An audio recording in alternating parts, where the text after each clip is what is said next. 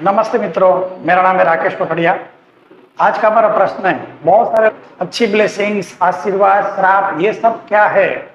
सब लोग बहुत इस पे चर्चा करते हैं कि आशीर्वाद, श्राप, बद्दुआ ये सब है तो है या नहीं है तो किस प्रकार है, किस तरह से होता है। तो आज का हमारा ये विषय, इस विषय को जानने के लिए सबसे पहले वेदों के अंदर जो एक सिस्टम दी है, वाणी की 4 प्रकार की वाणी के बारे में बताया गया, उसके बारे में जानना पड़ेगा। आपको 4 प्रकार की वाणी का इससे क्या लेना देना है, तो 4 प्रकार की वाणी का ही इसके साथ लेना देना।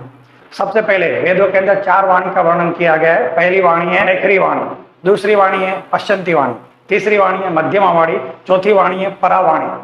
अब चारों वाणियों को हम ठीक से समझने की कोशिश करते हैं। सबसे पहले होती है वैखरी वाणी। वैखरी वाणी क्या है? जो मैं अभी अपने मुंह से बोल रहा हूं और आप सुनते हो, और आप बोलो और मैं सुनूं, तो मतलब जो आवाज सुनाई देती है और बातचीत होती है तो उसको वैखरी वाणी बोलते हैं। तो दुनिया में 90% लोग वैखरी वाणी में ही बात करते हैं, और जो वैखरी वाणी है सिर्फ मुंह से निकल जाती है, बिना कुछ सोचे, बिना किसी गहराई के, और मुंह से ही निकल जाती है जुबान से। तो उस वाणी में किसी को श्राप दिया जाए, किसी को आशीर्वाद दिया जाए, कुछ इफेक्ट नहीं आता। पहली बात तो ये। दूसरा, उसके बाद वाणी होती है पश्चंती वाणी। पश्चंती वाणी में जैसे आप मंत्र जप करते हो, एकदम धीरे से, किसी को ना सुना दे, मैं आपको बताता हूँ। सुना दिया मैंने क्या कहा? नहीं ना। तो मैं ओम नमः शिवाय बोल रहा था, तो ये जो मंत्र बोलते हैं, तो अगर ऐसी वाणी में आपको कोई कुछ बोल जाए, कुछ भी ऐसा अच्छा या बुरा, तो आपको मालूम है कुछ उसने बोला है, लेकिन क्या बोला है नहीं पाता, तो आप सोचो कि इसकी श्राप और उसके आशीर्वाद मिल जाएंगे, तो ऐसा कुछ नहीं होता। ये वाणी भी यहाँ से नहीं, थोड़ा यहाँ से गहराई से निकलती है, तो उसके अंदर इतनी गहराई नहीं है कि उसके द्वारा किसी को श्राप या आशीर्वाद मिल जाए। तो ये वाणी इतनी स्ट्रॉन्ग नहीं है। इससे भी ऐसा मुंह से ऐसा कुछ भी आपको बोल दे तो भी उसमें कोई श्राप और पाप पुण्य, किसी तरह से श्राप और आशीर्वाद नहीं मिलते। तीसरे प्रकार की वाणी मध्यमा वाणी, जो हार्ट से निकलती। अब क्या होता है, कुछ लोगों को चुप रहने की आदत होती है, तो क्या उनकी अंदर की वाणी जो कहना चाहते हैं वो गहराई तक उतर जाती है, हार्ट तक, और वो कभी कुछ नहीं बोलते, कभी चर्चा विचारणा में किसी भी विवादास्पद में बात नहीं करते। लेकिन जब भी वो बोलते हैं, इतना जबरदस्त बोलते हैं कि बहुत सारे लोगों के ऊपर इफेक्ट पड़ता है, बहुत सारे लोग उसकी बात मानने लगते हैं। तो ये मौन के तप की वजह से उनके अंदर से जो निकलता है, स्ट्रॉन्ग पावरफुल वाणी निकलती है, जिसका सब पे गहरा इफेक्ट होता है। लेकिन इसमें भी ज्यादातर वो किसी को श्राप दे और या फिर आशीर्वाद दे तो कभी फलीभूत होता है, कभी नहीं होता है, इसका कंफर्म नहीं होता। लेकिन बहुत गहराई से बोली गई मध्यमा वाणी, हार्ट से। और उससे भी गहराई वाणी होती है नाभि से निकलती। नाभि से निकलती मतलब क्या? एकदम मौन रहा, साधना में रहा, मौन रहा एकदम। जो ऋषि मुनि तपस्वी होते हैं तो इतने चुप रहते, इतने शांत और प्रकृति के साथ जुड़ जाते, तो उनकी वाणी नाभि से निकलती।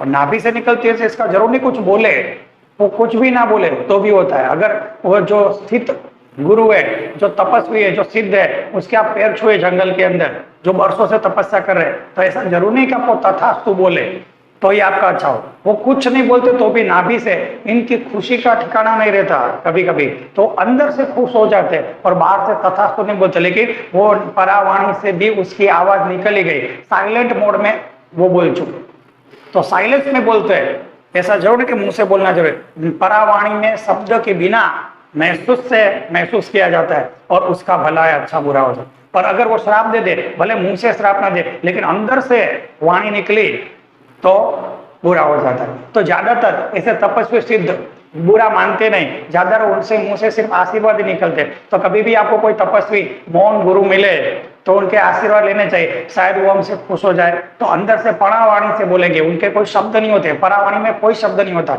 सिर्फ अंदर की खुशियां होती है कि इसका अच्छा हो, ऐसा मुंह से भी नहीं बोला जाता, तो अंदर से खुश हो जाते हैं और अच्छे फीलिंग के साथ विचार निकलते हैं और आपको सुनाई भी नहीं देते, पर वो बोल चुके हैं और आपका अच्छा होके रहता है या फिर बुरा होके रहता है। पर हम कहाँ तपस्वियों के पास जाते हैं, कहाँ सिद्ध गुरुओं के जंगल में, हिमालय में जाते हैं। और याद रखना, दुनिया में भी 4 लोग ऐसे हैं जो परावाणी पे रहते हैं, उससे आपको बच के रहना चाहिए।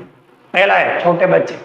छोटे बच्चे हमारा विरोध नहीं कर पाते, हमसे लड़ नहीं पाते, तो क्या हम जब भी उसको डांटते, गुस्सा करते, मारते, तब वो मुकाबला नहीं कर पाते, तो उनकी सारी वाणी नाभि तक चली जाती है और परावाणी में रहते छोटे बच्चे, उनको बहुत डांटते, परेशान करते, तो परेशान करते तो मन में दुखी होके आपके बारे में कुछ सोचते हैं और वो बोलते नहीं, फिर भी अंदर से गहराई से फीलिंग निकल जाती है कि इसका बुरा हो, तो उसको कोई नहीं बचा सकता।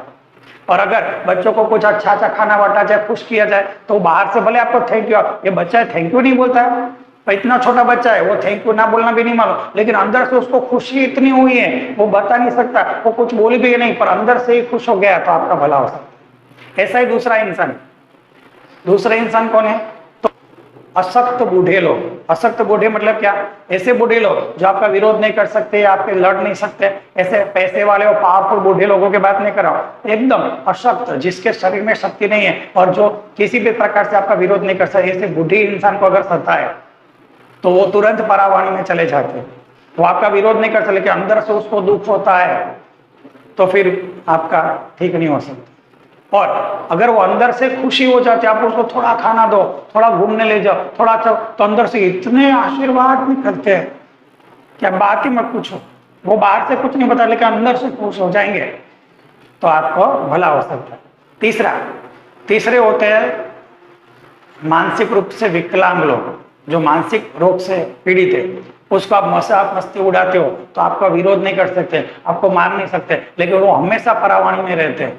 अगर आप उसको बुरा करो तो तुरंत अंदर से भाव आता है कि मुझे परेशान कर रहा है, उसका बुरा, बाहर से कुछ नहीं बोलते क्योंकि उसको मालूम है कुछ नहीं कर सकते। इसी तरह से वो अगर उसको खाना दो अच्छे तरह को, अंदर से खुश हो जाता, बाहर से कुछ नहीं। ऐसा वैखरी वाणी में ऐसा स्पष्ट बोलना जरूरी नहीं होता इनके लिए, लेकिन अंदर से फीलिंग के साथ उनकी वाणी निकल जाती, तो आपका अच्छा हो सकता है। और चौथे होते हैं सच के गरीब, जिनको, ऐसा नहीं भिखारी की बात नहीं कर रहा, सच में हमारे दुनिया में बहुत सारे मध्यम वर्ग के लोग रहते हैं, बहुत सारे गरीब लोग रहते हैं, जिनको बहुत जरूरत पड़ती है हर चीजें, पैसों की, इन सब की, पर आप उसको जानबूझ के परेशान करो, उनको जानबूझ के इंसल्ट करो, उनको जानबूझ के नीचे दिखाओ, तो उनको मालूम है विरोध करूंगा तो मुझे ही प्रॉब्लम आएगा, तो अंदर परावाणी में चले जाते हैं। और आप अगर आपने बहुत इंसल्ट की, बहुत उसका भला बुरा करा, उसकी मजाक, गरीबी का मजाक उड़ाया, तो अंदर से आपके बारे में फीलिंग निकल जाती है, फिर आपको मालूम नहीं पड़ता मेरे साथ बुरा क्यों हुआ। अगर गरीब लोगों का अच्छा रखा जाए, उनको अच्छी फैसिलिटी दी जाए, उनको अच्छा रखा जाए, तो बाहर से कुछ नहीं बोलते, लेकिन अंदर से एहसास होता है, आपको एहसास होता है वो इंसान नहीं है, भगवान है, ऐसा आपको मानते हैं। बाहर से भले नहीं बोलते, अंदर से उसको लगता है कि भगवान के रूप में इंसान आया, उसका अच्छा करना भगवान, तो अंदर से बोलते हैं, तो ऐसा आपका साथ बहुत अच्छा होता। तो इसी 4 लोग, उनको कभी नहीं सताना चाहिए, क्योंकि हिमालय में ऋषि और तपस्वी के पास तो हम जाने नहीं वाले, तो समाज में रहने वाले छोटे बच्चे, अशक्त बूढ़े इंसान, मानसिक रूप से विकलांग लोग और बहुत ही गरीब और नीडी लोग, उनका कभी मजाक नहीं होना चाहिए, कभी परेशान नहीं करना चाहिए।